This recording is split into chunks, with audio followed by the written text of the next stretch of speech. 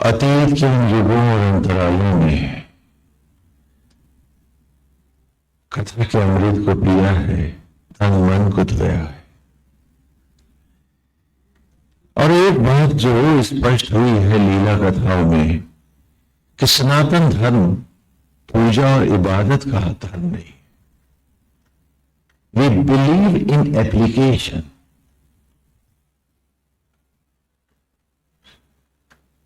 उसको आचरण में उतारने की बात करता है।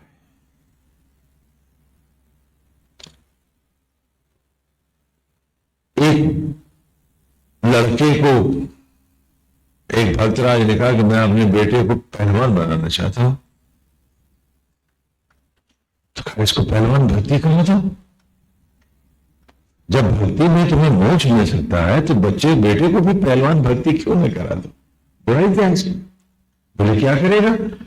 बोलेगा गाएगा, मेरे को कसरत करना जी, मेरे को मसल बनाना जी। तुम देखना ये बड़े बड़े मसल आ जाएंगे उसके। आ जाएंगे। दुर्भाग्य है हमारा। हम हर सब जगह समझदार हैं, ईमानदार हैं और सोच समझ के समझदारी की बात करते हैं, लेकिन ईश्वर की राह में हम कितनी बौने हो जाते हैं और छूट मांगते हैं।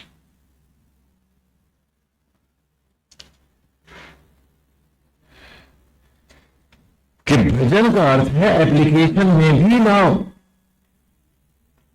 नहीं तो कि भक्तराज के लड़के के मसल्स नहीं बनने वाले, तुम्हारा भी मोक्ष फिर नहीं होने। डोंट चीट योरसेल्फ, क्योंकि धोखा तो अपने आप को ही दे रहे हो। और हमें देखिए कि महाविष्णु ने भी लीला अवतार धारण करके हमें दिखाया है कि जीवन का एक एक अंग बढ़ा रहे हैं, कोई कथा नहीं दिखा रहे हैं हम आपको, पूरी टोटल एप्लीकेशन के साथ ही लीला ग्रंथ आपके पास आ रहा है।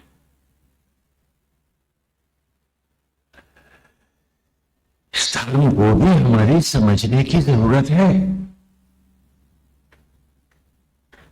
हमें इसको भी समझना चाहिए कि सनातन शब्द का अर्थ है नित्य, अजर, अमर, अविनाशी। जो नित्य, अजर, अमर, अविनाशी इस शरीर में क्या है? आत्मा। तो आत्मा के धर्म का दूसरा नाम क्या है? सनातन धर्म।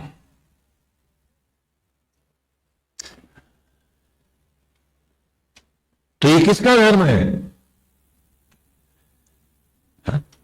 आत्मा मात्र का धर्म है। तो जीव मात्र की बात हम करते हैं, यहां सांप्रदायिकता का निरोध है, कोई स्थान नहीं है उसका। और इसीलिए श्री राम की कथा में कोई सांप्रदायिकता नहीं आ रही है, सांप्रदायिकता के विपरीत ही ये कथा जा रही है। और यही कृष्ण की कथा में है और सारे वेद गाते हैं इसको,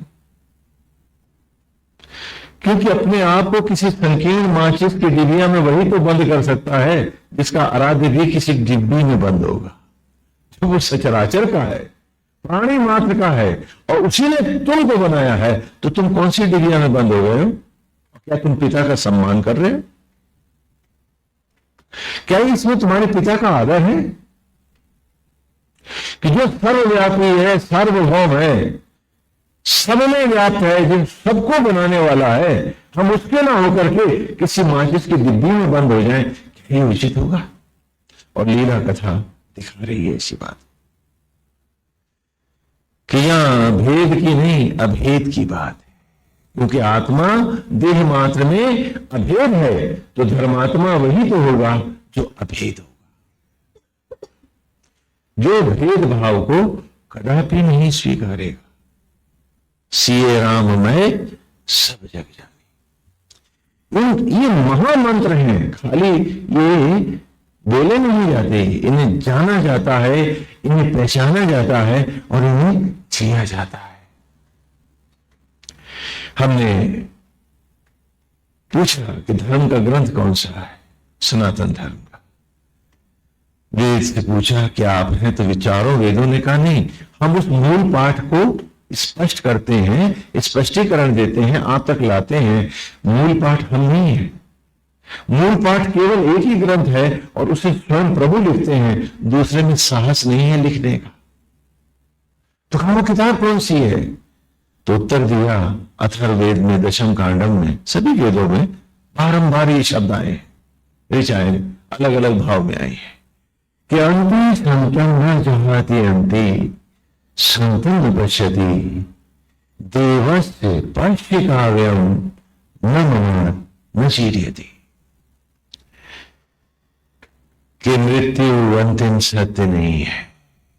अंति संतम, हाँ यहां दो बार शब्द आए तो दो अर्थ में आए। कहते ना कनक कनकते 100 गुनी, तो अब दोनों कनक अलग है ना। तो इसी तरह अंति संतम न जहे अत्य अंति संतम न पश्यति, दो बार है ना अंति संतम।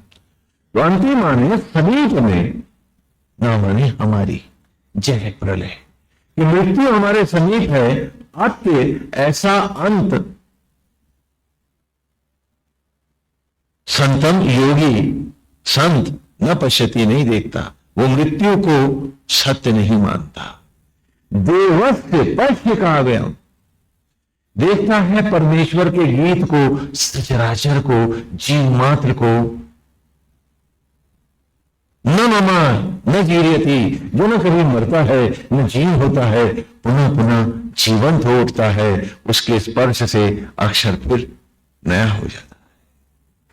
तो कहा सचराचर ही ग्रंथ है और आत्मा होकर श्री राम ही लिखते हैं उसे,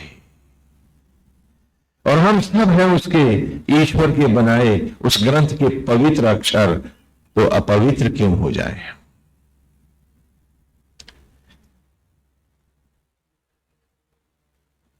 शब्द अर्थ लेके चलते हैं, शब्द संदर्भ लेके चलते हैं, शब्द व्याख्या लेके चलते हैं, नहीं तो शब्द गूंगे हो जाते हैं, अर्थहीन हो जाते हैं। क्योंकि भाषा का अपना कोई जीवन नहीं होता। शब्द, भाषा एक रेलगाड़ी है, शब्द एक डब्बा है, और उसमें जो अभिव्यक्त भाव है वही मटेरियल है, माल है। खाली गाड़ी दौड़ाने का कोई प्रश्न नहीं है। हाँ, उल्टा तेल का खर्चा भी, हाँ कोयला भी सब बर्बाद हो जाएगा, घाटा हो जाएगा। और कभी कभी जब शब्द अर्थ और भाव हो बैठते हैं तो वो गूंगे नहीं होते, अभिशप्त होकर के बुराइयों को जन्म देने लगते हैं, उल्टे भाव ले आते, और कभी कभी भ्रांतियों को सर से ऊंचा उठा देते हैं। उदाहरण देते हैं, संभ्रांत शब्द पहले भी दिया है। संभ्रांत आप शब्द का प्रयोग करते हैं कि वो बड़ा संभ्रांत व्यक्ति है, वो बड़ा संभ्रांत नेता है। और आप में से किसी ने कभी अमरकोश या डिक्शनरी उठा के देखा, इसका अर्थ क्या है? भ्रांति संयुक्तम इति संभ्रांतम, यानी वो सिर फेरा है, बहला है, पागल है। अब अतीत के ग्रंथ में संभ्रांत से मेरा मतलब पागल है, और तुमने यहां सेठ बना दिया उसको। तो अब बताओ, क्या सत्य मिलेगा या भ्रम ही भ्रम लाओगे? तो शब्दों को उनकी मर्यादा के साथ, उस काल की मर्यादा के साथ ही लेना होता है, नहीं तो नारायण की लीला कुछ होती है, हम कुछ देखते हैं। तो सनातन धर्म ने कहा कि हमारी कोई किताब नहीं, प्रकृति ही मूल पाठ है, बाकी सारे ग्रंथ परमेश्वर के द्वारा ही प्रकट हैं, एक विश्वविद्यालय के रूप में, जहां हम बच्चों को बौनी मानसिकता से परिपक्व मानसिकता तक, मैच्योर लेवल तक लाते हैं, जिससे हम ऋषि बनकर, साधक बनकर इस मूल ग्रंथ को, जिसके हम अक्षर हैं, हम पढ़ सकें। और जब हम नहीं ग्रंथ से, इन वेदों में इन रहस्यों को नहीं पहचान पाते हैं हम में से जो लोग, तो स्वयं परमपिता परमेश्वर समय के अंतरालों में लीला अवतार धारण करता एक अच्छे सुहर अध्यापक की तरह इन्हीं कथानकों को लीलाओं के और कथाओं के द्वारा स्पष्ट करता है। सो लीला ग्रंथ है, सो नारायणी लीला है। तो लीला वेद को स्पष्ट करने के लिए है, वेद तुमको जीवन का सत्य पढ़ाने के लिए है, और तुम्हें मूल ग्रंथ इस प्रकृति तक लाने के लिए है कि जहां तुम इसे सहज स्वाभाविकता में धारण कर सको। जब आप छोटे थे तो आप शब्द ज्ञान कर रहे थे, तब पत्नी शब्द में आपने लिखना सीखा था, ठीक है? तो अब भी पत्नी को पहचानने के लिए पहले पा फिर आधा ता ना पे बड़ी एक ही मात्रा लगाते हैं, सीधा सीधा पहचानते हैं कि फलानी बीबी है मेरी। बोलो बोलो कि किताब के सहारे से देख पहचानते हुए वाइफ है, बताओ मुझे। तो उसी प्रकार सारे ग्रंथ लेने का हमारा उद्देश्य था कि जैसे डिग्रियां लेके तुम परिपक्व हो गए हो, बेटे शब्द को पहचानने के लिए बेटे से तुम जानते हो बेटा बैठा है मेरा, या कि डिक्शनरी में देखने जाते हो कि इसका मतलब क्या होता है। तो हमारा सारे धार्मिक ग्रंथों को इस संपूर्ण वांग्मय को देने का परमेश्वर की यही इच्छा थी कि तुम अपने आप को इतना परिपक्व करो कि फिर उन ग्रंथों से भी बाहर निकलो, और जैसे परिवार को पहचानते हो, घर को पहचानते हो, सड़क जैसे सांप और अड़ा और काले तब पहचानते हाँ ये सड़क है। बोलो तुम्हारा सहज स्वाभाविक चलन क्या है? क्या घर को जानने के लिए घा और रा लिख करके अपनी डिक्शनरी में देखने जाते हो? तो ठीक उसी प्रकार सारे सदग्रंथ, सारा वांग्मय देने का के पीछे हमारा एक ही उद्देश्य है कि जैसे जीवन को तुम सरलता से जी रहे हो डिग्रियां पाकर समझदार होकर, इसी प्रकार अध्यात्म इतने समझदार हो जाओ कि ग्रंथ कहते हैं हमें भूलो फिर मूल पाठ में आ जाओ। और हम हैं कि कोर्स की किताबें रट के मोक्ष पाना चाहते हैं। क्या बात है कि वो बुक्स जो हमको मैच्योरिटी के लिए दी थी, हम सिर्फ उन्हीं को गा के सोचते हैं मोक्ष मिल जाएगा। आपको नौकरी मिली, आप ग्रेजुएट हो थे, आपको सर्विस मिल गई, क्लर्क हो गए, और वहां जाकर के आप ग्रेजुएशन की किताब को जोर जोर से गाओ तो आपको मीमो मिलेगा या प्रमोशन? बोलिए क्या मिलेगा आपको? तो यहां पर भी मीमो का ही इंतजार कीजिए, प्रमोशन नहीं है, यकीन जानिए। इसीलिए सनातन धर्म एप्लीकेशन में विश्वास करता है। क्यों? क्योंकि आप भी तो इसमें विश्वास करते हो भौतिक जीवन में, तो आध्यात्मिक जीवन में आप इतने बौने क्यों हो जाते हो? पूछो अपने आप से। हम भजन इसलिए गवाते हैं कि आप अपने मन को साधो, अपनी इंद्रियों पर नियंत्रण लाओ और दशानन से दशरथ बन जाओ। यदि ये एप्लीकेशन ही नहीं आई है, क्षमा करें, आपने कोई भजन नहीं गाया। और ये सारी लीला कथा नारायण की स्पष्ट कर रही है।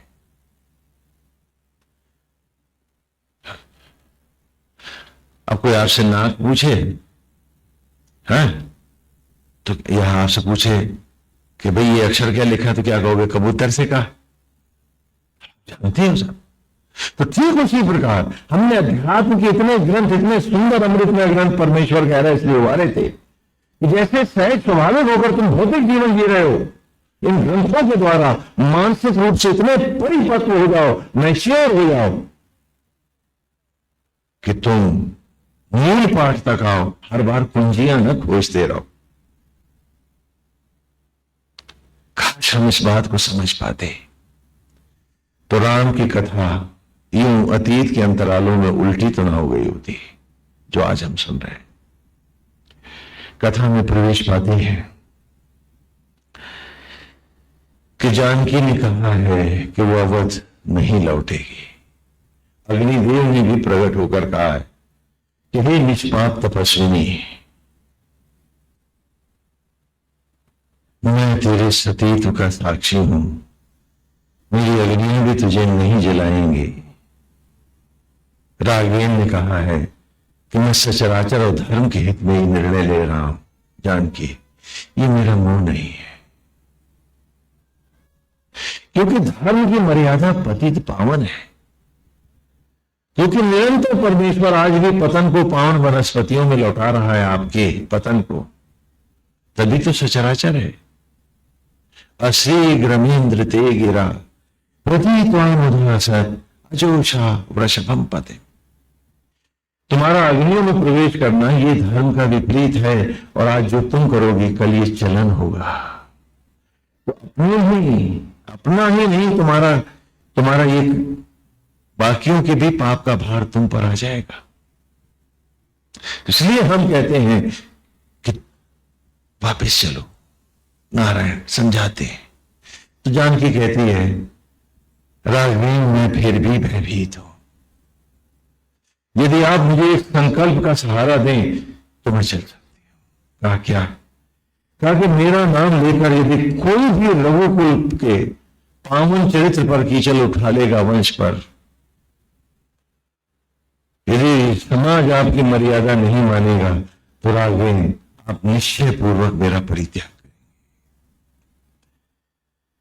थोड़ी देर राघवेंद्र मौन रहते हैं और तब कहते हैं कि जानकी, मैं फिर एक नहीं 2 संकल्प लूंगा कि तू ही अवध से त्यक्त न होगी जानकी, तेरा ही परित्याग न होगा, राम तेरे साथ अवध का भी परित्याग कर देगा। राम सरयू समाएंगे, राम अपनी मर्यादाओं को छोड़ करके अवधेश नहीं बने रहना चाहेंगे। मर्यादा नहीं है तो श्री राम नहीं है। राघवेंद्र ने दूसरा संकल्प लिया है और राम अपने नाम से प्रसन्न नहीं होते, तुम्हारे भजन से। हां, राम की मर्यादा तुम्हारे जीवन में है तो तुम्हारा एक बार नाम लेना भी कोटि जन्मों के पाप नष्ट कर देगा। और श्री राम की मर्यादा तुम्हारे जीवन में नहीं है तो फेरी है तुमने हजारों मालाएं, एक चिंता घटी है क्या? क्रोध गया है? कुछ नहीं जाएगा, क्योंकि तुम्हारे जपने में श्री राम कहते हैं जहां मेरी मर्यादा नहीं है वहां मैं हूं ही नहीं।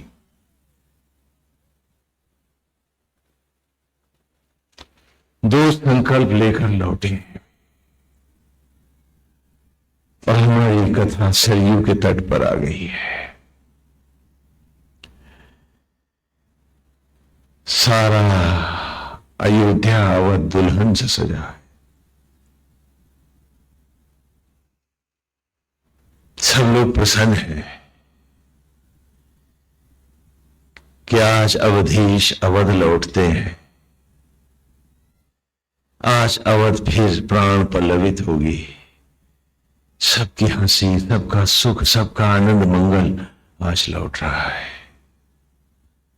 राघवेंद्र पहुंचते हैं, बिलखता हुआ भरत उनसे लिपट जाता है, चरणों में लोट जाता है। सारी नगरी उन्हें पाकर धन्य होती है।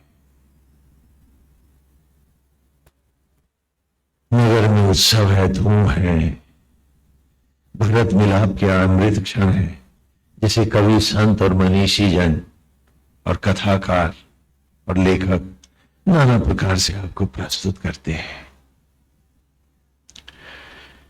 राघवेंद्र पुनः अवध के सम्राट होते हैं, विराजते हैं और इस प्रकार अवध एक बार फिर से अवध हो जाता है। भरत, शत्रुघ्न, लक्ष्मण उनकी सेवा में है और इस राम राज्य की एक बड़ी ही सुंदर भव्य कल्पना है। हर ओर सुख ही सुख है, अमृत बरस रहा है। तप, साधना, पूजा, सत्य की राह, निष्ठाओं का जीवन सबके मन को भाया गया है।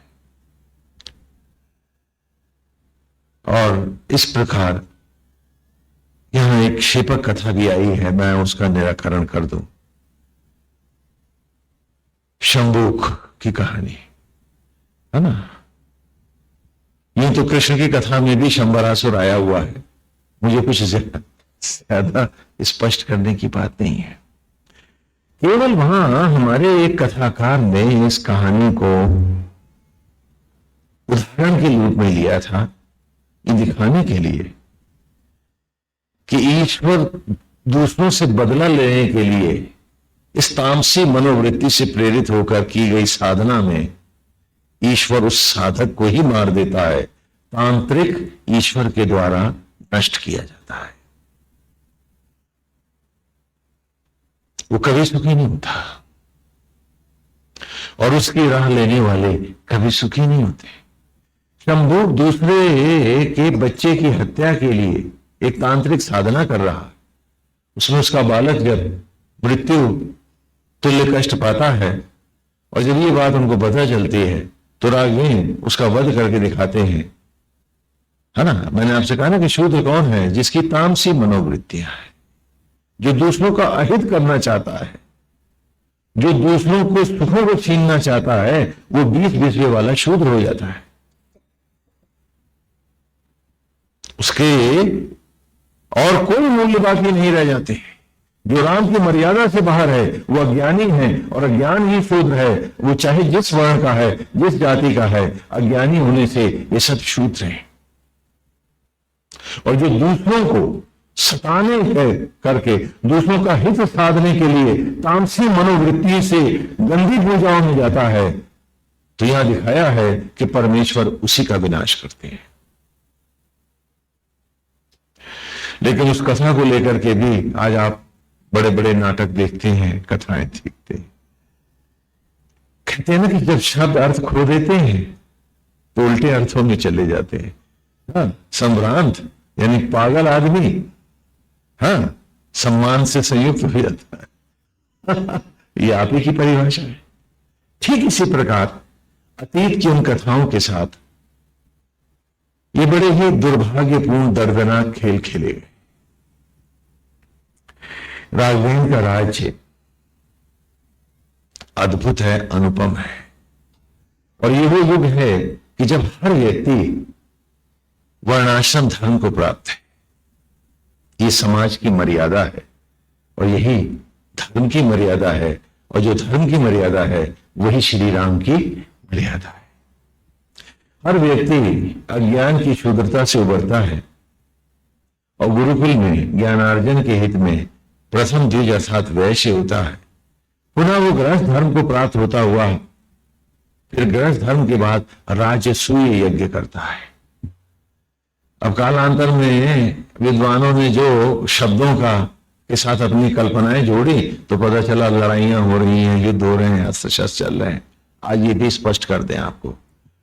राज शब्द का अर्थ है ज्योति। राज माने और सूर्य माने उत्पन्न करना। तो ज्योतियों को उत्पन्न करने का यज्ञ का नाम क्या है? मैं गृहस्थ से वानप्रस्थी होता हूं, राजसूय यज्ञ करता हूं।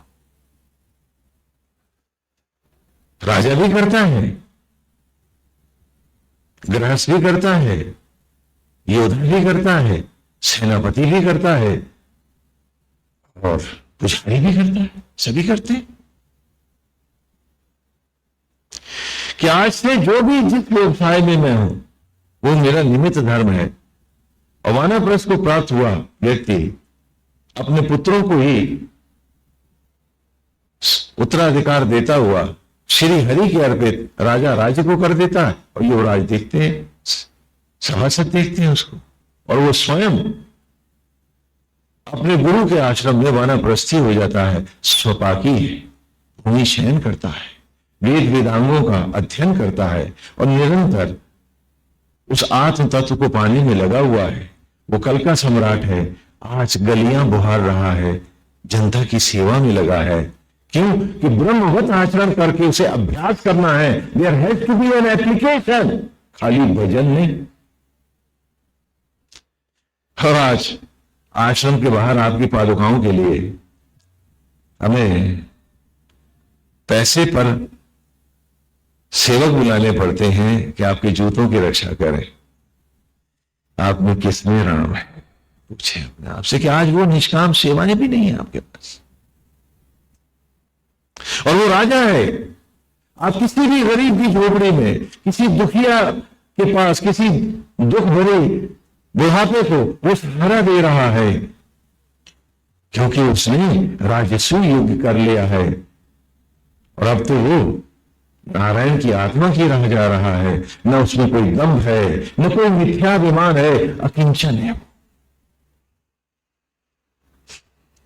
और जिनमें एप्लीकेशन नहीं होती वो कभी अकिंचन हो ही नहीं सकते। हम और हमारी बूढ़ी गाड़ी लखनऊ में तो प्रसिद्ध है ही। हाँ हाँ, वो भी 1940 मॉडल है, हम जरा और पहले थे, काफी पहले। इतनी फर्क है, दोनों ही एक जैसे हैं। तो कभी कभी कहीं कहीं वो नखरे करी जाती है। तो एक बार जा रहे थे तो जंगल के पास ये गाड़ी हमारी जो थी, हाँ, वो को भवन में चली गई, हाथ पकड़ के बैठ गई, नहीं चलेंगे भाई। देखा वाला कुछ समझ में नहीं आया, तो बगल में एक सर्कस कंपनी ने पड़ाव डाल रखा था,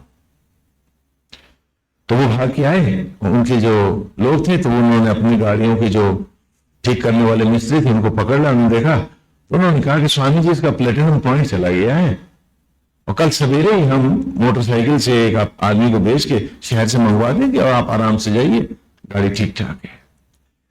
तो रात बोले आपको सर्कस ही में रहना पड़ेगा। हमने कहा भाई इसका भी शुभ तो लेंगे, उसमें क्या है, ये लीला भी देखेंगे नारायण की।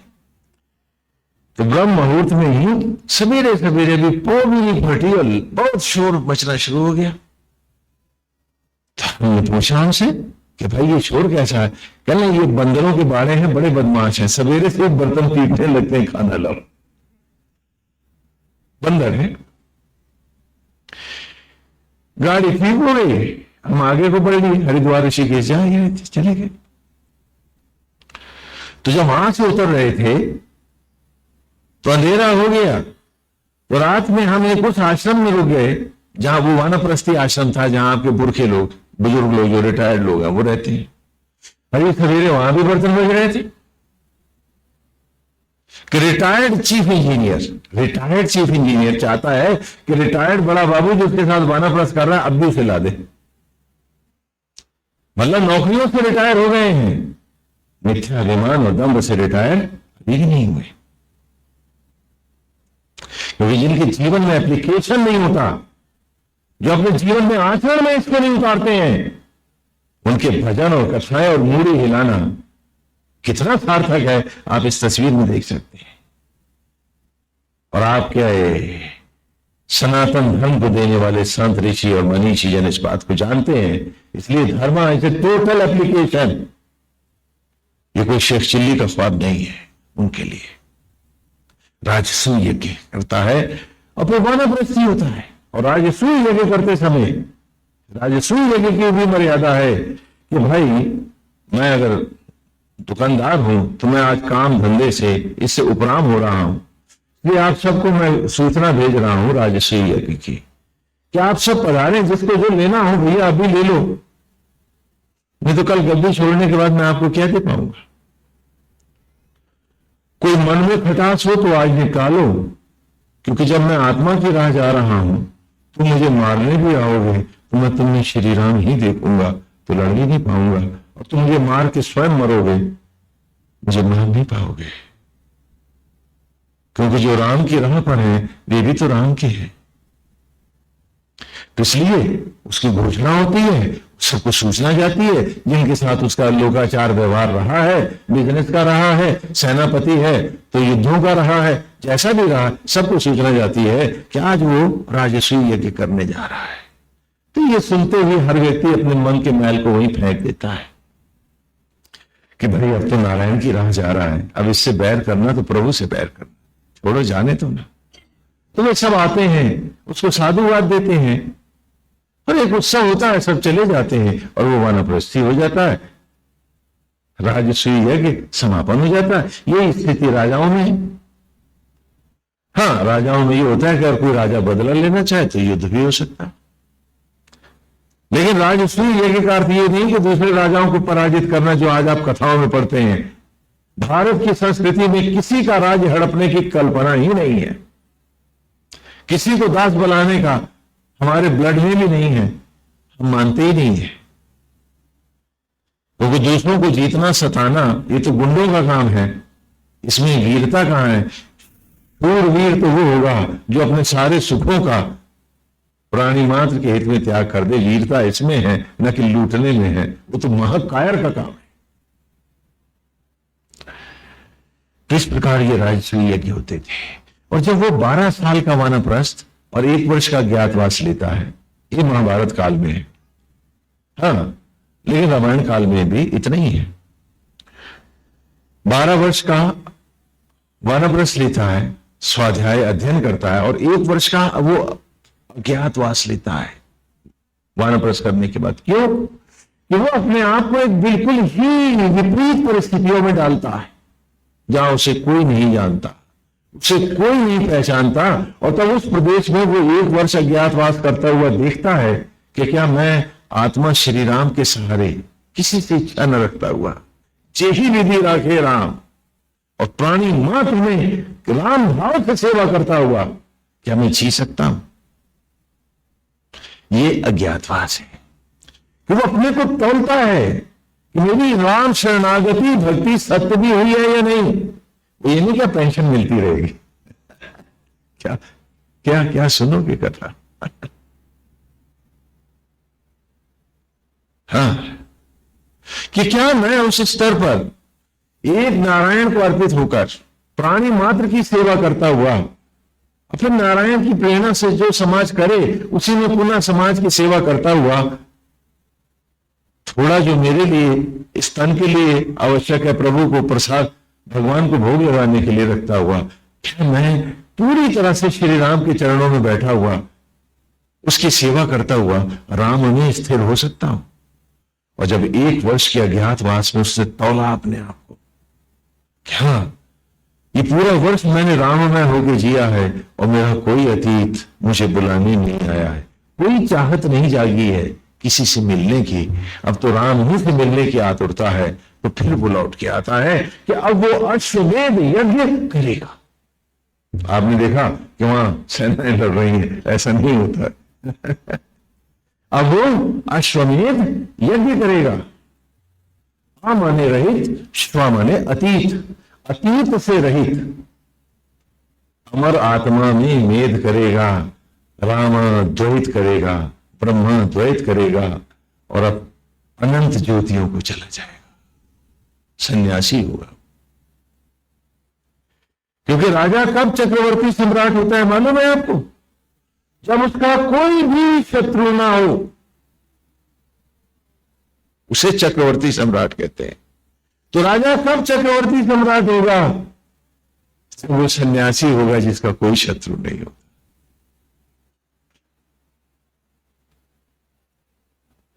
तो चक्रवर्ती सन्यासी को कहा गया है। जब राजा सन्यास को प्राप्त होगा तो सम्राट से चक्रवर्ती सम्राट होगा।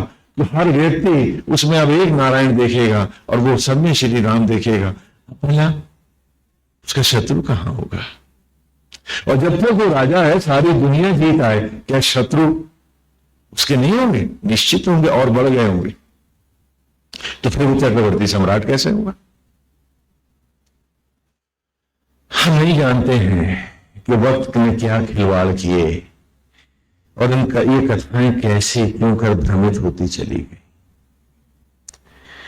गुलामी के अंतरालों में तपस्वी ऋषि मारे गए, सारे ग्रंथ जलाए गए, फूके गए, छापा खाना किताबें तो होती नहीं थी, ताम्रपत्र, रजत पत्र और स्वर्ण पत्रकों पर ही अध्यात्म और इतिहास होता था। वो विदेशियों ने लूटा गलाया, गहने बनाए, अपनी तफरीहें बनाई, अपने अपने देशों को ले गए। आपके साहित्य से उन्हें क्या लेना था? वो तो भट्टी को अर्पित हो गए। और इस प्रकार आपका अतीत लुप्त हो गया।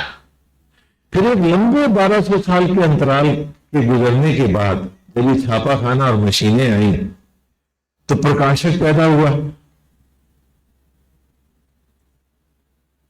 तो उसने किसी को पकड़ लिया कि भाई नाम आ रहा है, सब लोग चर्चा करते हैं, तो ये किताब लिख दी, जैसी याद है वैसी लिखती।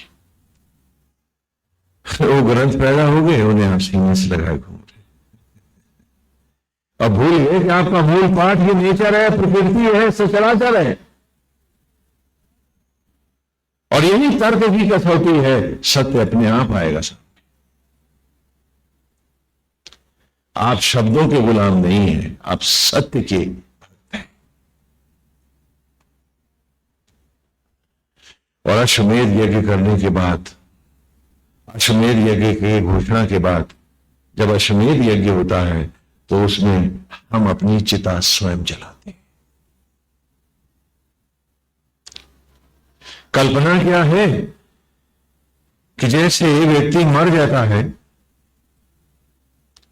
तो उसे श्वेत वस्त्र में लपेट करके चिता पर लाते हैं और फिर उसके वो वस्त्र जो है आजकल तो वहीं दान कर दिया जाता है, लेकिन पुराने जमाने में ऐसा नहीं होता था। उस वस्त्र पर उसकी पत्नी का अधिकार होता था। वही श्वेत वस्त्र ही वैधव्य का प्रतीक है जो उसकी पत्नी को दिया जाता था। आजकल वो घर से ही निकाल के पहन लेते हैं, लेकिन उसके ऊपर से उतार के ही दिया जाता था। और बाकी अस्थियां नदी में प्रवाहित हो जाती हैं।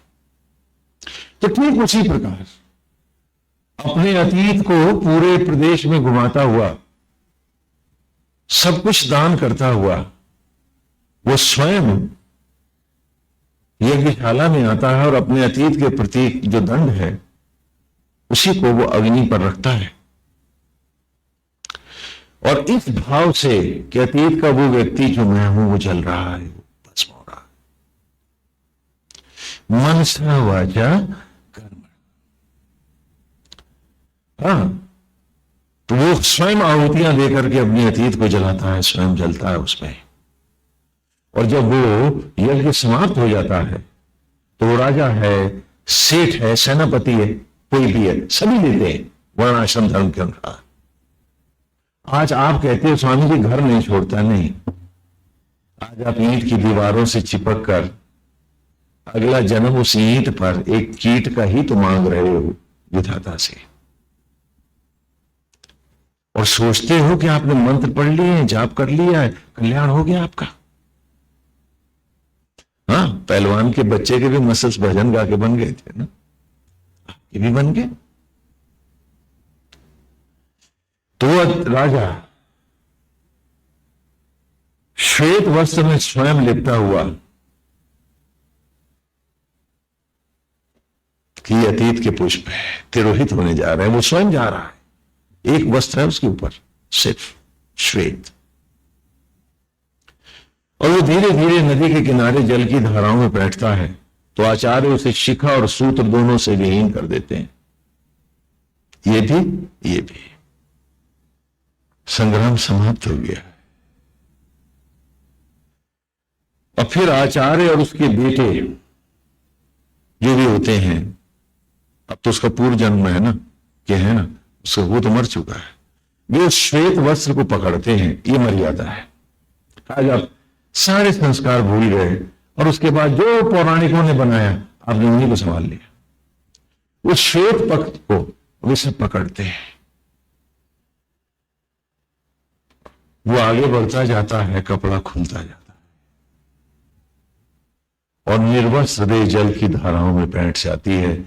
इसी वस्त्र को लेकर उनके स्वजन आचार्यों के साथ लौटते हैं और उसकी पत्नी को देते हैं कि श्वेत वस्त्र ही अब तुम्हारा है, क्योंकि अब तुम सचमुच वैधव्य को प्राप्त होगी। उसकी चर्चा भी पाप है, कोई उसको पूर्व नाम से नहीं लेगा, क्योंकि वो तो दिवंगत है, दैवम गता, वो तो देवत्व की ओर चला गया। He is no more। अब कोई उसका अतीत का नाम लेगा तो वो पाप करेगा, कोई उसके अतीत की चर्चा करेगा तो वो भी गुनाह है, क्योंकि वो तो जा चुका है।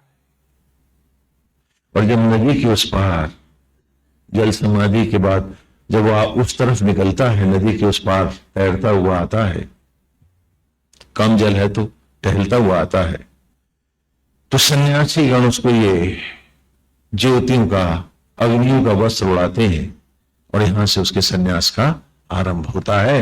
अतीत का वो व्यक्ति सरयू समा गया।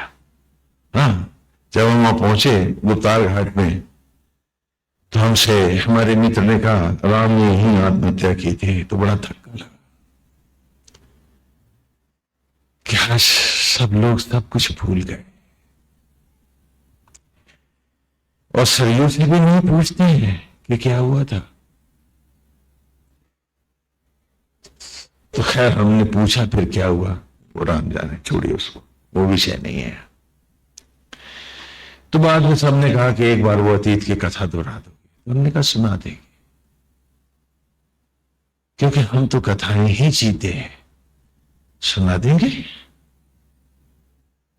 तो वो ये कथा तब सुनाई थी, फिर अब आपको सुना रहे, वही कथा है।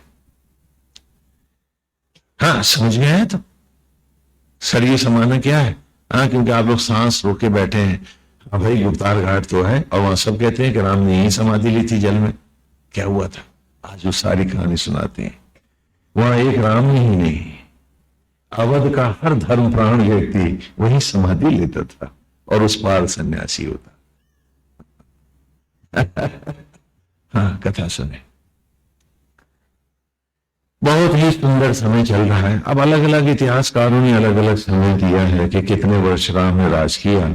अतिशयोक्तियों ने तो हजारों साल भी गा दिए हैं। हाँ, लेकिन इतिहास में यह है कि शायद 5 या 7 परिक्रमा तक राघवेंद्र का राज्य रहा है।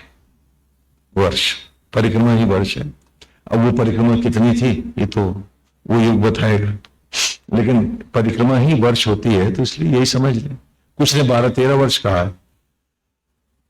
लेकिन समय अधिक नहीं था, ये सत्य है। एक चित्र बनाते हैं अवध का, ब्रह्म मुहूर्त के क्षण है। राघवेंद्र जानकी रथ पर निकले हैं प्रातः भ्रमण के लिए।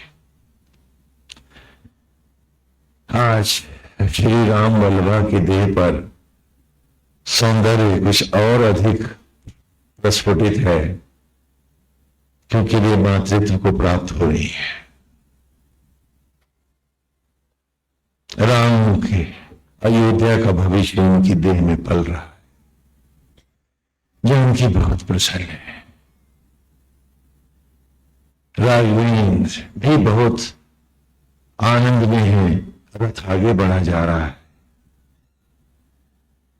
और तभी एक चीखती हुई आवाज, एक व्यक्ति, जैसा कि कथाओं में आया है, वो जो धोता था कपड़े न धो पाया स्वयं को, वो धो भी।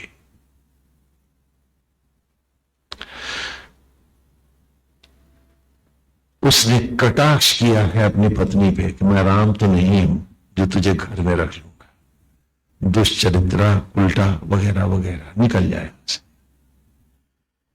उस समय रथ की बागडोर जानकी के हाथ में थी। राघवेंद्र ने तुरंत उनके हाथ से छीनी और तेजी से रथ आगे बढ़ाया, लेकिन जो होना था वो तो हो ही गया था। स्वप्न चूर चूर हो गए, महल ढह गए। राम ने अब साहस नहीं है जानकी की ओर देखे।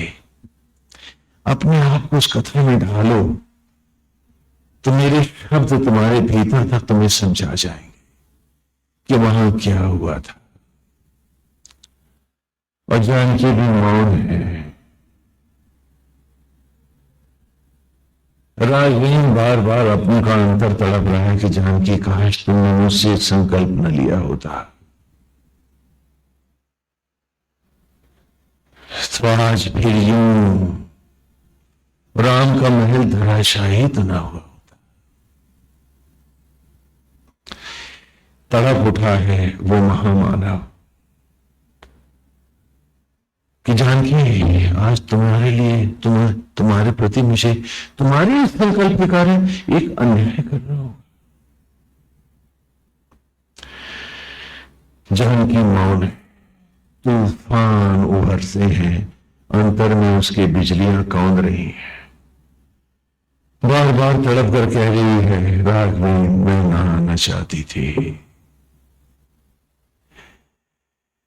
राघवेंद्र मैं जानती थी कि यह समाज तुम्हारी मर्यादाओं को नहीं स्वीकारेगा। काश तुमने मुझे उस समय अग्नि प्रवेश कर लिया होता। और फिर उनका अंतर तड़प के कह रहा है, मर्यादा पुरुषोत्तम, मर्यादा की रक्षा करना, कहीं मोह के वशीभूत मुझे रोक न लेना, वही करना जो राम की मर्यादा है। हे राम, आपको आप साहस जुटाएं और वही करें, मन ही मन जान के। लेकिन एक शब्द भी तो कोई बोल नहीं पा रहा है। बिछोड़ने के क्षण समीप हो रहे हैं, दोनों तड़प रहे हैं, दोनों मौन हैं, दोनों एक दूसरे को सांत्वना देना चाहते हैं, लेकिन दोनों में ही अब साहस नहीं है।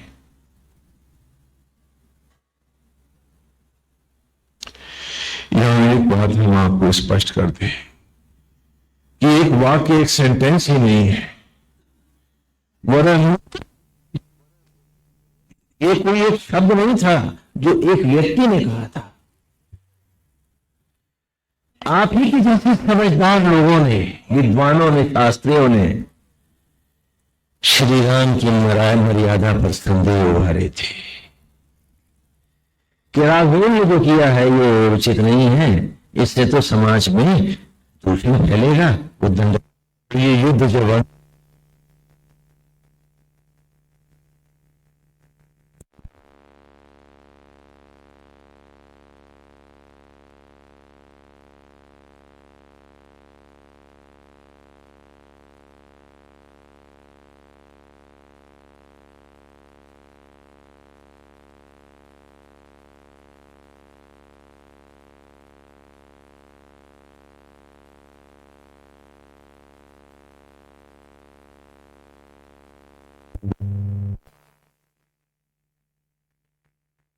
मंथन हो।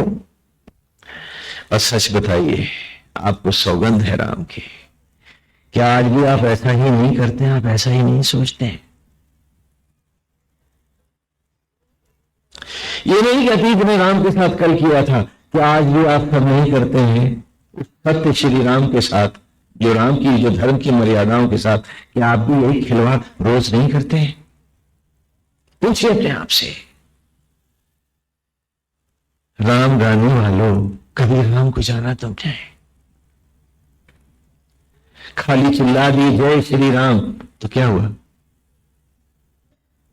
कभी राम जिया है तुमने? कभी राम बनने की भी अकुलाहट आई हमें? कभी मर्यादाओं के साथ जीने की भी कल्पना आई कि हम रावण बन के जीना चाहते हैं और खाली गाना चाहते हैं जय श्री राम? क्या मतलब है हमारा? आज दोनों तड़प रहे हैं। इतिहास एक बड़ी भयानक मोड़ पर आ गया है। आज मर्यादाओं को अर्थी बनाकर मर्यादा पुरुषोत्तम ही ढोएगा, जाने क्या होगा, जाने क्या होगा। सारा दिन राम राजकाज में अनमनी से लगे रहे हैं और जानकी मां भगवती के शिव और पार्वती के मंदिर में, जो उनके महल में है, उनकी मूर्तियों के सामने ठंडे फर्श पर लौटती रही है। दिन यूं बीता है, सांझ उतर आई है, दोनों निस्तब्ध है, मौन है, दोनों एक दूसरे का सामना करने का साहस बटोर रहे हैं और कल्पनाओं में भी साहस नहीं कर पा रहे। रात आ गई है। राघवेंद्र ने लक्ष्मण को बुलाया है। नारायण गोविंद। राघवेंद्र कहते हैं कि लक्ष्मण, जानकी को फिर बन जाना होगा। तो लक्ष्मण जी को लगता है कि वो कहीं गहरे रसातल में जा गिरे, गिरते ही जा रहे हो, उन्हें अपने कानों पर भरोसा नहीं हो रहा। ये सब है। और जब संयत होते हैं तो कहते हैं, भैया आप क्या कह रहे हैं? मां को फिर बन जाना होगा। उस निष्पाप तपस्विनी को आप वनवास दे रहे हैं, ये धर्म की बात है। तो राघवेंद्र उत्तर देते हैं, लक्ष्मण, काश मैं अवध का सम्राट न होता और वो साम्राज्ञी न होती।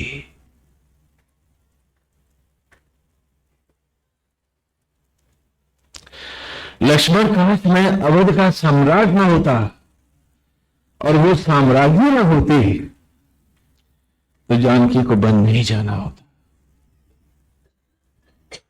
जब जन जन के सम्मान के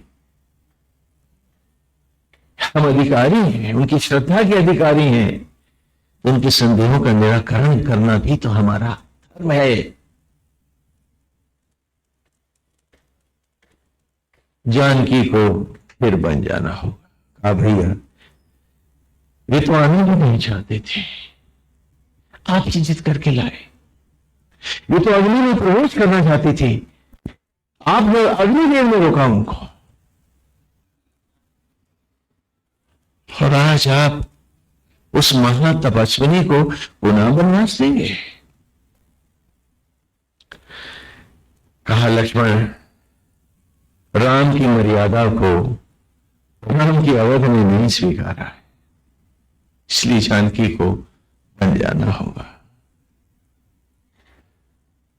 यदि आप अतीत के ग्रंथों को भी उठाएंगे तो आपको हर जगह कथाओं के संकेत मिल जाएंगे, क्योंकि बाद में आधुनिक आचार्यों को भी शायद अच्छा नहीं लगा तो कथा पलट गई। क्या बात है, आपको भी कहां अच्छा लगता है? हर मोहल्ले की कहानी है जहां आप इकट्ठे होते हैं, आप में राम होता है या वही शास्त्री जो दंड देना जानता है, जो पीड़ा देना जानता है, जो धर्म को केवल पीड़ा देने वाला मानता है और ये नहीं जानता कि धर्म पतित पावन है। मानते हैं आज आप? तो सोच लीजिए, जो आज आप कर रहे हैं वही अवध ने राम के साथ भी किया था।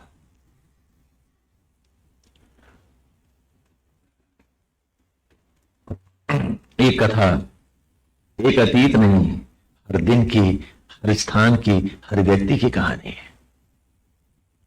ये श्री राम कथा है। तो कहा, जानकी को बन जाना होगा। तो क्या इससे रघुकुल सम्मानित होगा? तब तो और कथाएं उठेंगी ना भैया। कहा, मुझे उससे कोई मतलब नहीं है। लक्ष्मण, जनता पर किसी भी मर्यादा को थोपा नहीं जा सकता। जाओ, तुम आज ही मध्य रात्रि में जानकी को अवध से बाहर ले जाओ और इसी वाल्मीकि के कुटिया में ले जाकर उन्हें बता देना कि वे पुनः वनवासी हो गई हैं। अवध ने उनका परित्याग कर दिया है। जाओ लक्ष्मण। तो लक्ष्मण जी कहते हैं कि भैया मैं आपकी इस बात को कदापि नहीं मानूंगा। तो भगवान राम की फिर गंभीर वाणी गूंजती है कि लक्ष्मण, ये भैया राम का आदेश नहीं, सम्राट राम की आज्ञा है और राज आज्ञा की अवहेलना कदापि सहन न होगी, भले ही वो लक्ष्मण क्यों ना हो। ऊपर से नीचे तक वीरवर लक्ष्मण कांप जाते हैं और तब उनके नेत्र बरसने लगते हैं और रुंधे कठे से कहते हैं, भैया राज आज्ञा का पालन होगा, हे सम्राट राज आज्ञा का पालन होगा। और फिर रुक कर आंसुओं के भीगे चेहरे से कहते हैं, भैया लक्ष्मण आज मर गया। मेघनाथ की बरसी जिसे नहीं मार पाई थी, भैया आपका आदेश मार गया उसको। और रोते हुए लक्ष्मण जी वहां से चले जाते हैं।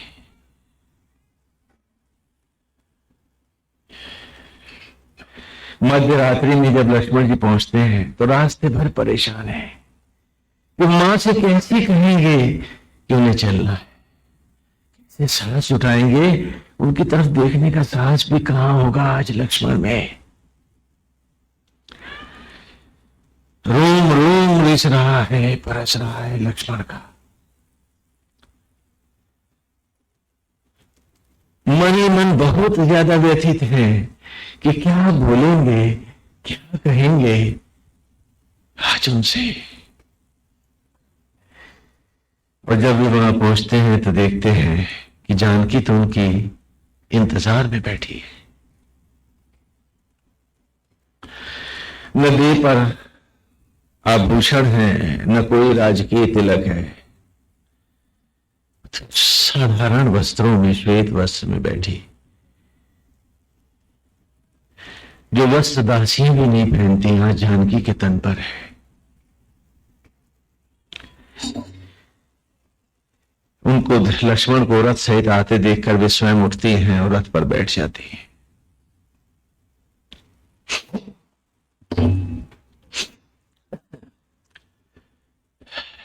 कोई कुछ नहीं बोलता है, अंतर सबके बोल रहे हैं और सब मौन है, साहस नहीं किसी का कि कोई कुछ बोले। आज अवध फिर लुट रहा है और आज कोई रावण नहीं, अवध को अवध लूट रहा है। क्या बात है।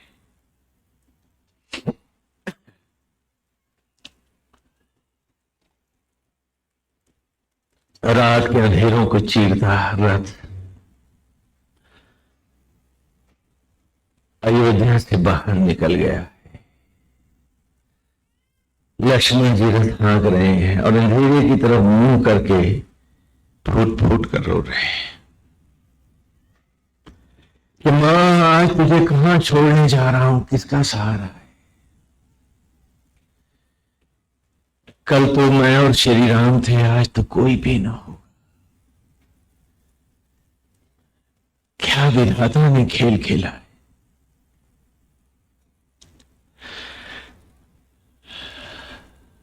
लक्ष्मण जी लिए जा रहे हैं, रथ रुकता रहा है, घोड़े सुस्ताते रहे हैं, रथ फिर चलता रहा है और उनमें से किसी ने कभी कोई बात नहीं की है।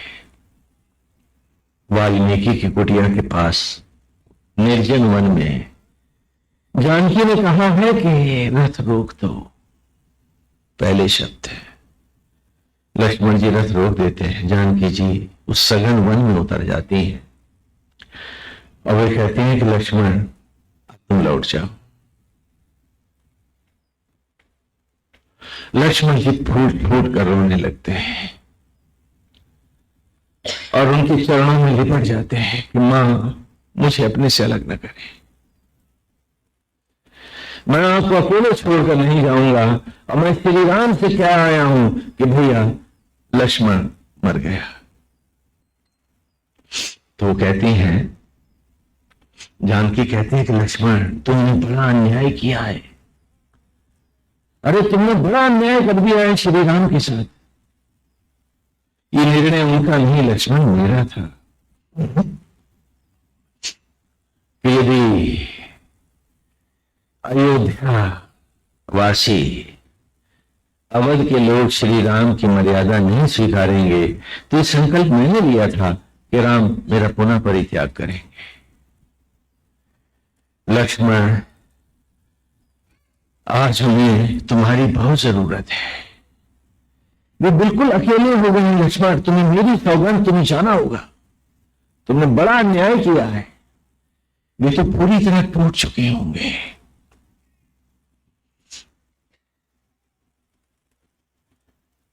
लक्ष्मण रंग महल में कहा जाएंगे, लक्ष्मण तुम शीघ्र वहां जाओ और उन्हें सहारा दो, कहीं मर्यादा पुरुषोत्तम टूट ना जाए, खंडित ना हो जाए। और तब वे लक्ष्मण जी को वापस भेजते हैं।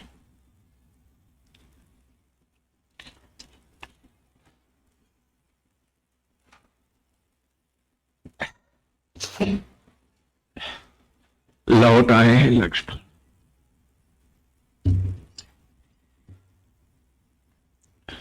राम पूछते हैं, पीठ किए उनकी तरफ, राम पूछते हैं कि लक्ष्मण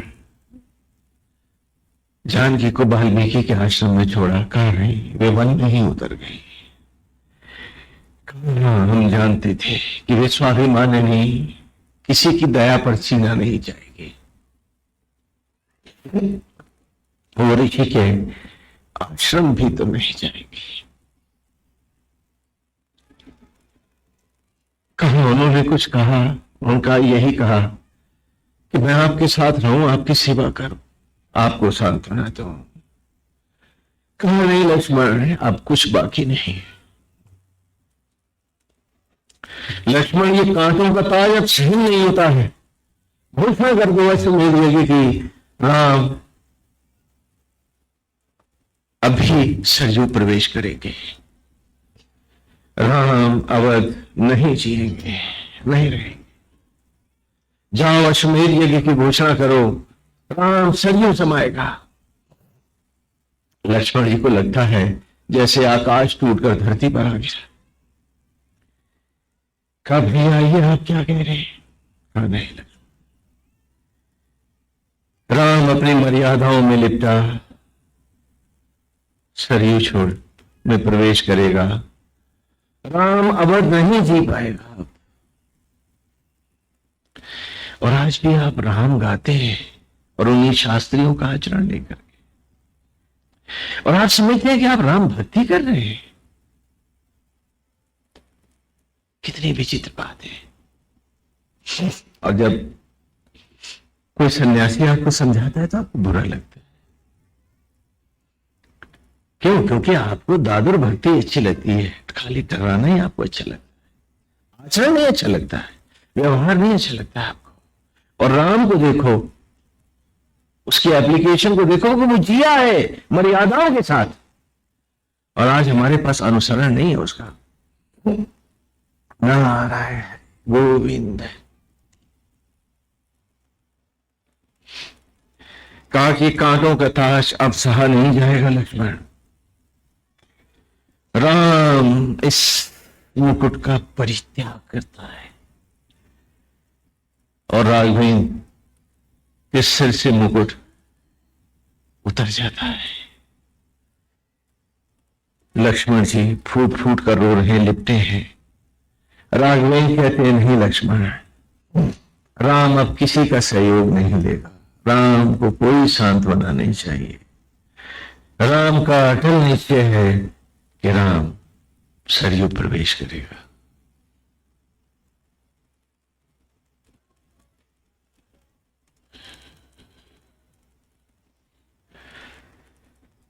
सारी अयोध्या ने सुना है तो बिलख उठी है। लक्ष्मण जी दौड़कर वशिष्ठ मुनि के पास आते हैं और उनके चरणों से लिपटकर फूट कर रोने लगते हैं और कहते हैं कि गुरुवर आप ही समर्थ हैं, आप ही रोक सकते हैं। राघवेंद्र अश्वमेध यज्ञ की घोषणा कर रहे हैं, आप कृपया उनको रोकें। तो मुनि वशिष्ठ पूछते हैं क्या जानकी ने भी नहीं रोका उनको? कहा वे अब महल में नहीं है। क्या कह रहे हो? उन्हें पता नहीं है क्या हो गया? तब लक्ष्मण जी उन्हें बताते हैं कि वे तो परित्यक्ता है। श्री राम की मर्यादाओं को अवध के सभ्य समाज ने, विद्वानों ने नहीं माना है। राम अपनी मर्यादा में लिपटकर सरयू में समाने को आतुर है। गुरुदेव आप रोके। क्या देखा उन्होंने, क्या पाया उन्होंने? 14 वर्ष का वनवास लौट के आए और कुछ ही वर्ष में अश्वमेध यज्ञ और सरयू में प्रवेश। ये तो महा अन्याय है। विदु अनाथ हो जाएगी अवध, गुरुदेव रोके उसे। तब वशिष्ठ मुनि कहते हैं कि लक्ष्मण ऋषि अवतार और देवता सुख उठाने नहीं, पीड़ाएं लेने आते हैं, सुख बांटने आते हैं।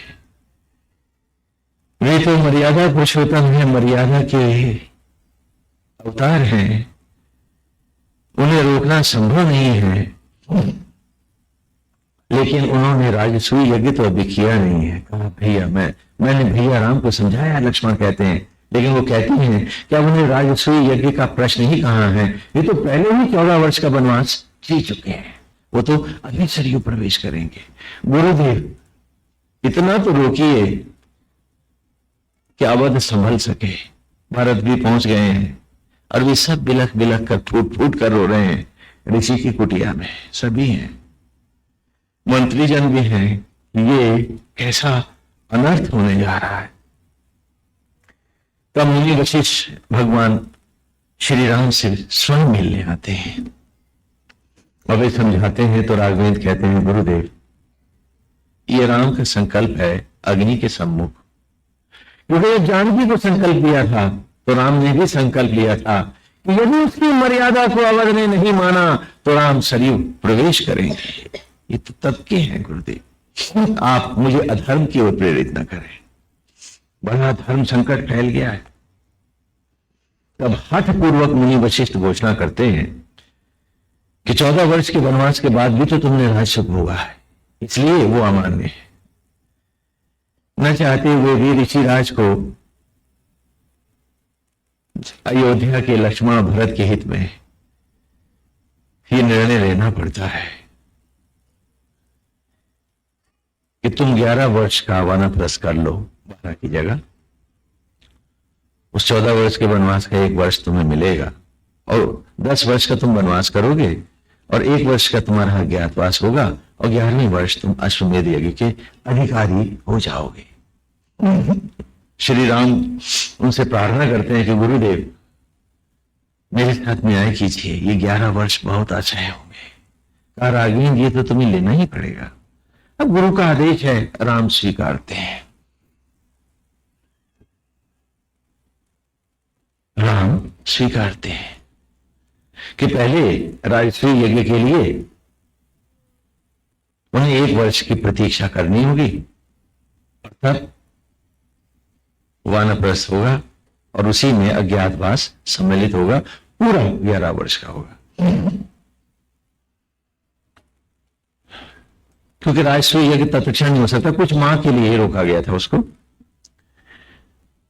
तो राजसूय यज्ञ की तैयारियों के लिए का समय जो है उसी में सब तैयारियां होती हैं और अवध में शोर हो गया है कि श्री राम वानप्रस्थी होने जा रहे हैं, राजसूय यज्ञ कर रहे हैं। व्यक्ति बिलख उठा है कि कैसा घनघोर अनर्थ हुआ है। राम वल्लभा जानकी का भी वनवास हो गया है, विपरीत घटना है। शास्त्री भी मौन है। वे विद्वान जो बहुत टीका टिप्पणियां कर रहे थे वे भी मौन है, लेकिन अपनी जगह अटल है।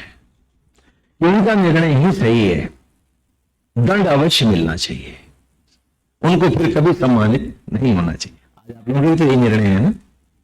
क्यों? अपनी अपनी आत्मा में झांक के देखो, पूछो अपने आप से कि आप में कौन है जो श्री राम की मर्यादाओं को मानता है? खाली गाते हो?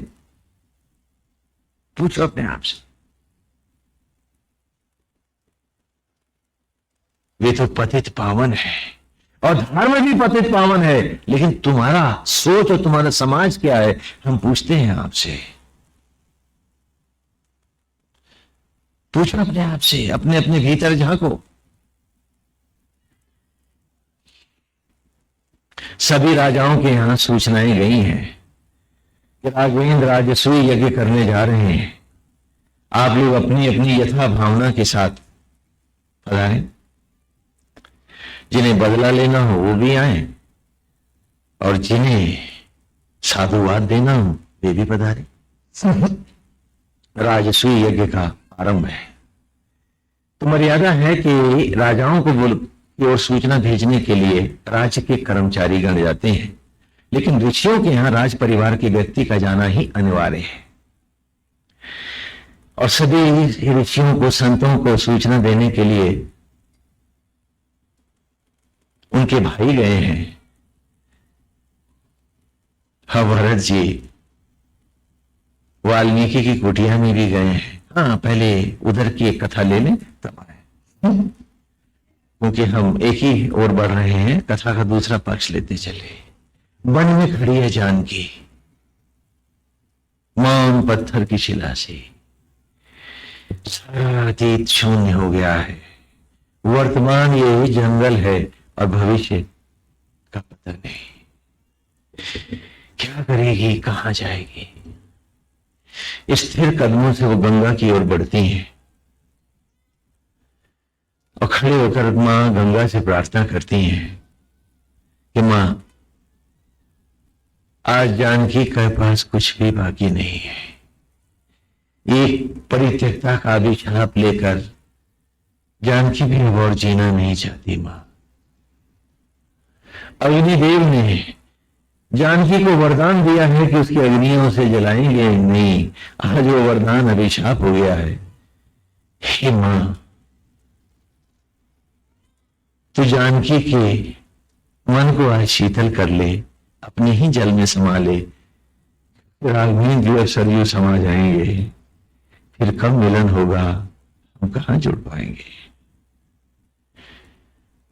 अब तो मिलन भी संभव ना होगा, क्योंकि सरयू में समाने के बाद वो तो सन्यासी होगा, वो राम तो नहीं है। हमेशा के लिए तो हम बिछोड़ने जा रहे हैं, सदा सदा के लिए। तो मां को ही शरण गई, अपने में समेट ले।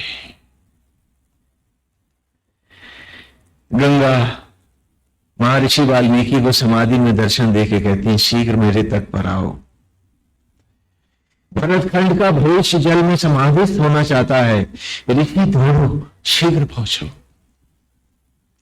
वाल्मीकि ऋषि दौड़े चले आ रहे। ज्ञान की प्रार्थना करती हुई जल की धाराओं में प्रवेश करती है और कथाओं के अनुरूप गंगा पीछे हटती जाती है कि गंगा भी तो जानकी को नहीं समाएगी। तभी वाल्मीकि वहां पहुंच जाते हैं और उनसे कहते हैं कि देवी लौट आओ, इतना बड़ा अनर्थ मत करो। भारत का भविष्य तुमने पल रहा है, तुम्हारे लिए ऐसा सोचना भी पाप है। वे ऋषि को प्रणाम करते हैं। वाल्मीकि ऋषि उन्हें सभी प्रकार से सांत्वना देते हैं और वन देवी का नाम देकर कि जिससे उनका परिचय गुप्त रहे, वो उनको आश्रम में ले आते हैं। और जानकी वहीं वन देवी के नाम से आश्रम का जीवन जी रही है। राम ऋषि की कुटिया में है, गुरुदेव के आश्रम में वानप्रस्थ धर्म के लिए दीक्षित हो रहे हैं। जानकी वाल्मीकि की कुटिया में वनवासी वेश में तप रही है। अवध का वध हो गया और इस बार वध अवध ने स्वयं अपना किया है। और यूं ही हम सब भी करते हैं, सब करते हैं। फिर भी राम हमारा जीवन नहीं बनता है, खाली गाते हैं। क्यों? कि कुछ और भला हो जाए, कुछ और मिल जाए। कैसी विचित्र बात है।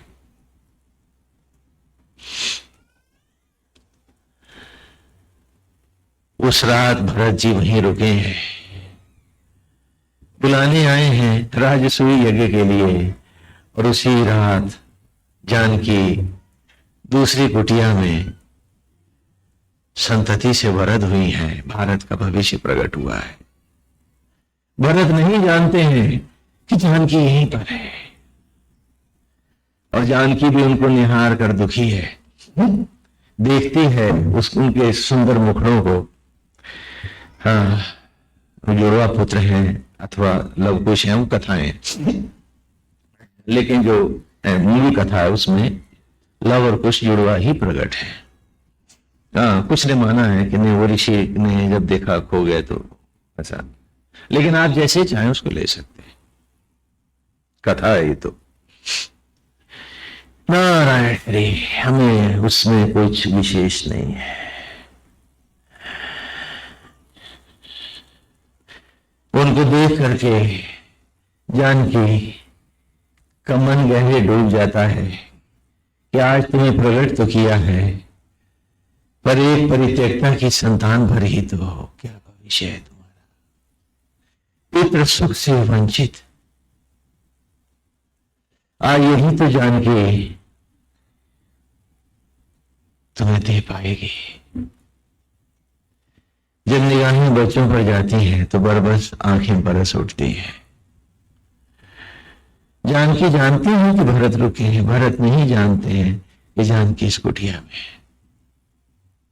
भरत जी सूचना देकर आने का अभिमंत्रण दे करके जनक जी, वो भरत जी मुनि को, वाल्मीकि ऋषि को ले जाना चाहते हैं, तो वे बाद में आने की बात कह करके नहीं आते हैं, वहीं रहते हैं। राघवेंद्र सरयू के तट पर पधारे हैं। राजसूय यज्ञ का आरंभ है, सभी राज परिवार राजा आदि आए हुए हैं, उत्सव चल रहा है। वो नीलाभ मणियों का स्वामी अपनी पूरी शोभाओं के साथ नदी के तट पर आया है। साथ में भाई हैं, सभी लोग हैं।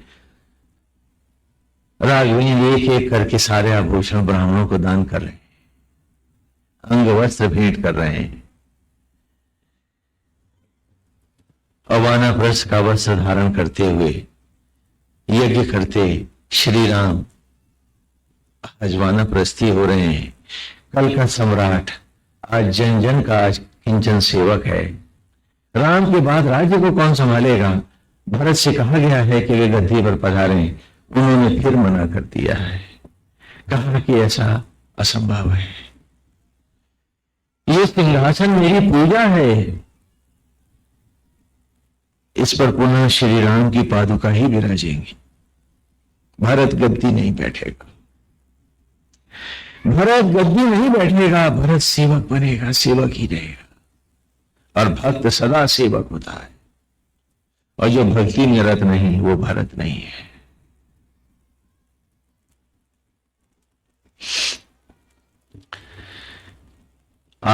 कल के सम्राट को आज आप कुटिया कुटिया गरीबों की बस्तियों में, अनाथों की सेवा में देख सकते हैं। वो अकिंचन है, वो सबका सेवक है, प्राणी मात्र की सेवा में लगे हैं, और वही हमारे आराध्य श्री राम हैं। समय अपने अंतरालों से फिसल रहा है।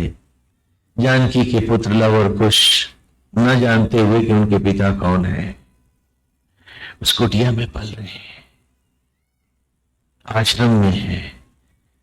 स्वयं वाल्मीकि ही उनकी अस्त्र शस्त्र विद्या ज्ञान आदि में उन्हें पारंगत करते हैं। उन्हें फिसलता जा रहा है, और तभी अश्वमेध यज्ञ की सूचना लेकर पुनः भरत पधारे कि राघवेंद्र अश्वमेध यज्ञ करने जा रहे हैं। वाल्मीकि ने सुना है तो तड़प उठे। उन्हें लगता है कि ये बच्चों के साथ भारी पाप और अन्याय है।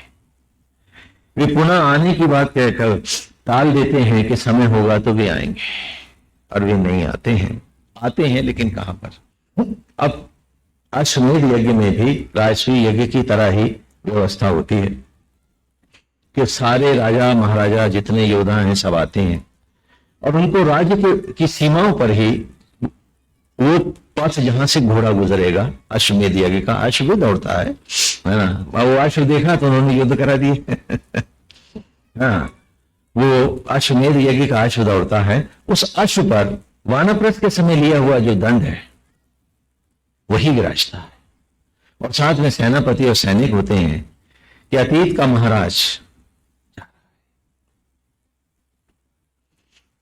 तो उन्हीं जहां जहां वो राजा आए हैं होते हैं थोड़ी थोड़ी सेना की टुकड़ियों के साथ, उन्हीं के सामने से ये अश्व दौड़ता है। सेनापति और सेना की टुकड़ी साथ में रहती है, तो बाकी राजा भी सन्नद्ध रहते हैं, वो इसी टुकड़ी के पीछे चल देते हैं। किस भावना से कि जा रहे हो महामानव, कितने महान हो तुम,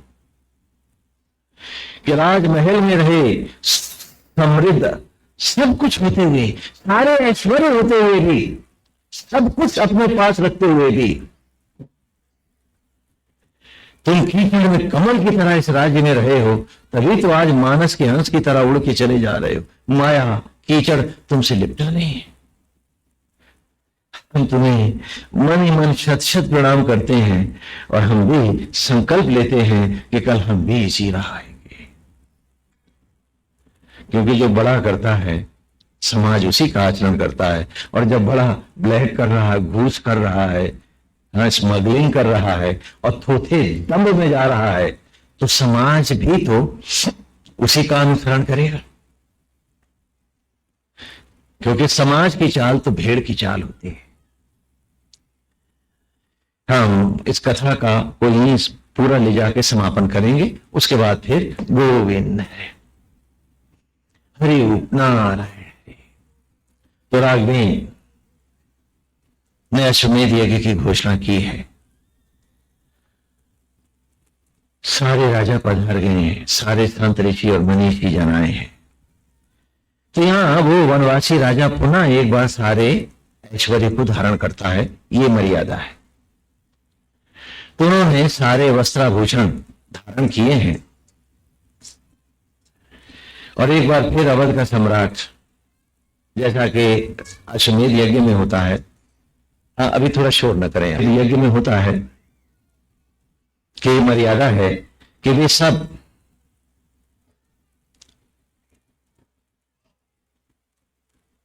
राजा सबसे पहले अपने ही रंग महल में उस अश्व के साथ आता है।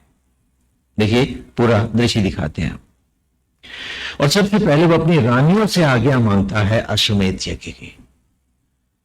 अश्वमेध यज्ञ की आज्ञा देने का अर्थ है रानियों का वैधव्य को प्राप्त होना।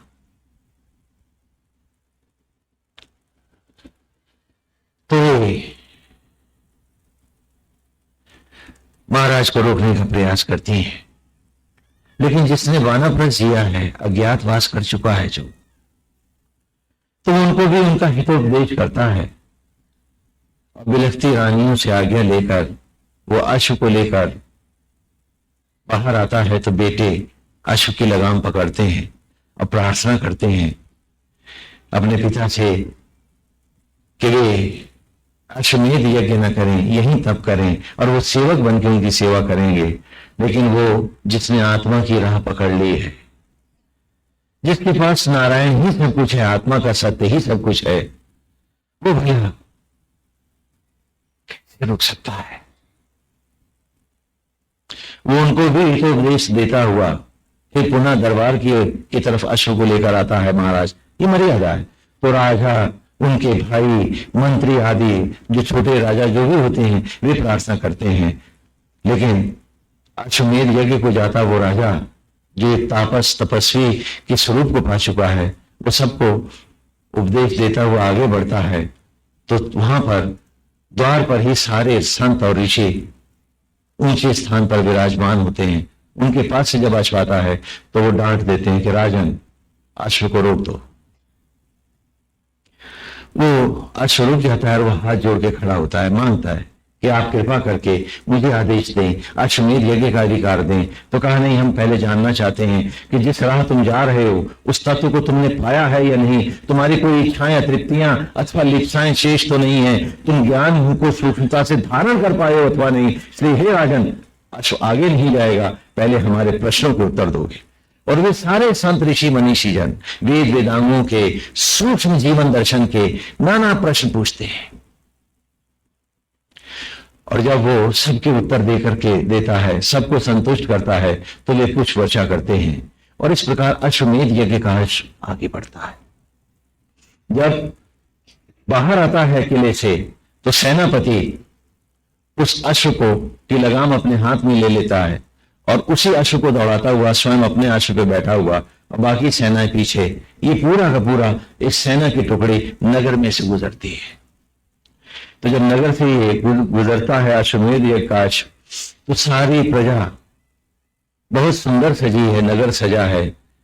फिर सब प्रसन्न है कि आज उनका सम्राट चक्रवर्ती हो रहा है, सन्यासी हो रहा है, और वे दुखी हैं कि कल वो उनका ये महाराज न रहेगा, क्योंकि उसका नाम भी तो न ले पाएंगे, क्योंकि उसका अतीत तो अभी यज्ञ हो जाएगा, जल जाएगा, और फिर उसका नाम लेना भी पाप होगा, उसकी चर्चा भी वर्जित है। वे सब जानते हैं समाज मर्यादाओं में जीता है। आज हम मर्यादाहीन ही श्री राम गाते हैं। क्या बात है ना। और उसके बाद जब अश्व राजाओं के परकोटे में प्रवेश करता है नगर से निकलकर, तो सारे राजा पीछे चलते हैं उसी भावना से। और जब वो अश्व लौट के आता है तो पुनः वो सबसे पहले रंग महल में आता है। सेनापति अब स्वयं लेके जाते हैं। तो अतीत का प्रतीक जो महाराज का, जिसे आप दंड कह सकते हैं, जो भी कह सकते हैं, जो भी परंपरा है, दंड ही रखा जाता है ना, जो आजकल आप देखते हैं ना दंडी स्वामियों को। वस्तुतः ये जो परिकल्पना है ये भी विलक्षण है। आदि काल में दंड को जब हम धारण कराते थे तो हम तब तक उसे सन्यासी घोषित नहीं करते थे जब तक कि वो दंड का विसर्जन न करते। वाह्य दंड हमने इसलिए दे देते हैं वानप्रस्थ में और अज्ञातवास में उस तपस्वी को कि तुम्हारा अतीत तुम्हारे पास है, जाओ परिक्रमा करके देख लो। तुम्हारी कोई इच्छा कोई विषय तुम्हें लौटाता तो नहीं, तो दो योर ब्रिज इज देयर, जैसे आए हो लौट सकते हो। लेकिन जिस दिन तुमने इस दंड का यज्ञ कर दिया, ब्रह्मचारी होता है तो जल समाधि देता है, और ग्रह होता है तो अग्नि देता है। दोनों विधान है और कोई नियम नहीं है, कोई भी कर सकता, वो किसी को भी ऑप्ट कर सकता है। तो जब उसका दंड समाप्त हो जाता है तब भी वो ब्रह्मदंडी होता है कि अब आत्मा ही इसका दंड है, ये इच्छा रहित होकर जिएगा, किसी से कोई कामना नहीं करेगा। जो नारायण करेंगे ये उसी को स्वीकारेगा और निरंतर तपेगा और इन अग्नियों को लेकर ज्योति ही दिखाएगा समाज में, समाज की सेवा भी करेगा लेकिन लिपटेगा नहीं। तो जब तक बाहर का दंड है मैं लौट सकता हूं, लेकिन जब बाहर के दंड का भी विसर्जन हो गया है तो मेरा लौटना समाप्त हो गया है। हुआ क्या कि जगत गुरु शंकराचार्य आदि शंकर भगवान शंकर परिक्रमा पूरी करने से पहले ही लोप हो गए उत्तराखंड में।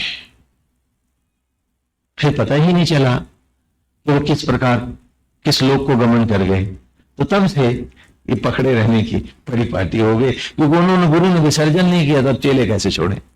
हाँ तो एक नई परंपरा ने जन्म पाया है। हम कुछ कहते नहीं है, संप्रदायों की अपनी राह है, अपने चलन है, हम उन्हें भी प्रणाम करते हैं और कोई उनका कोई कटाक्ष का भावना नहीं है, हम उन्हें स्वीकारते हैं सभी प्रकार से। तो अब कथा में आते हैं। तो ये जब दंड लौट करके आता है रानियों के पास तो वो रानियों को दिया जाता है और वो सेनापति घुटनों के बल बैठ के दंड को इस प्रकार ले करके और उनसे नपितुल्य शब्द कहता है कि अश्वमेध यज्ञ के अश्व की परिक्रमा पूर्ण हुई है। मैं आपके सामने अतीत के महाराज का शव लेकर प्रस्तुत हूं।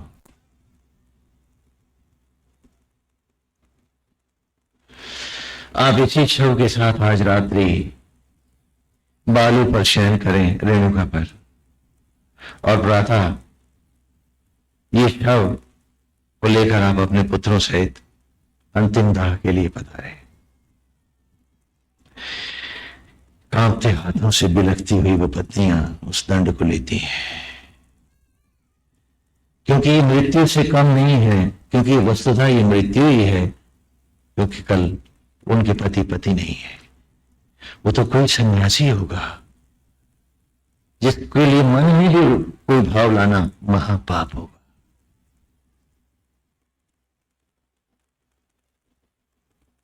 वो कोई गलत कोई विचार ही नहीं लाया जा सकता उसके लिए। तो रात उनकी कैसी बीतती होगी आप कल्पना कर सकते। सूजी हुई आंखें, उजड़े सुहाग, अस्त व्यस्त शरीर, वे कुटी में पधारती हैं। पुत्र उसके उस दंड को उठाकर चिता पर रखते हैं और श्वेत वस्त्र में लिपटा वो अतीत का महाराज बैठा है।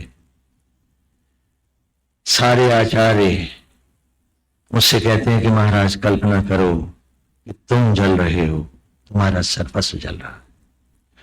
ओम लोमाभे स्वाहा, ओम अस्थिये स्वाहा। रक्त जल रहा है, मांस जल रहा है, मज्जा जल रही है। हे अतीत के महाराज तू जल रहा है।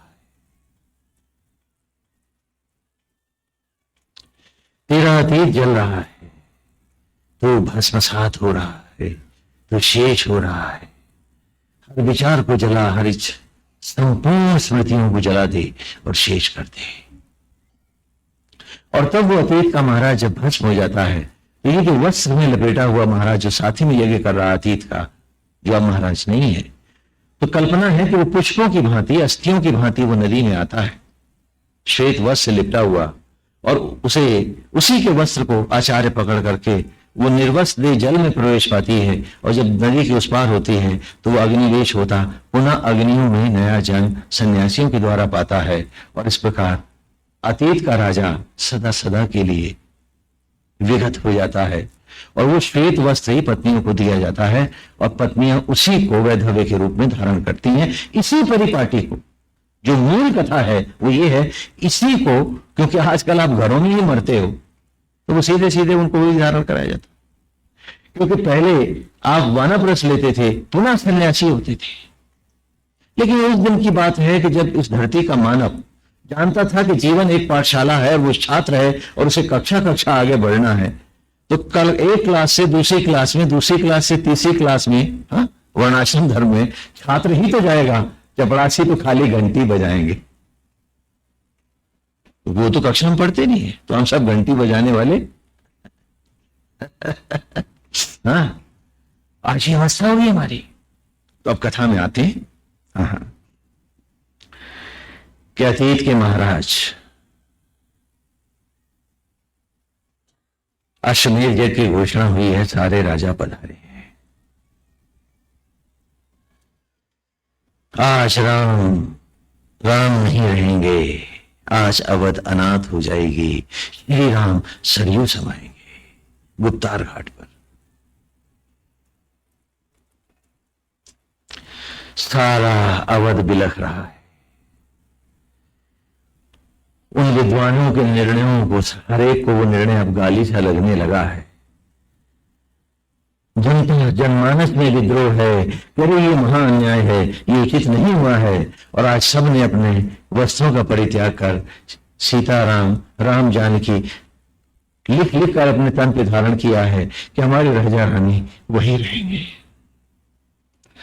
आपने कहा इतिहास बताओ, हमने कहा इतिहास बताएंगे।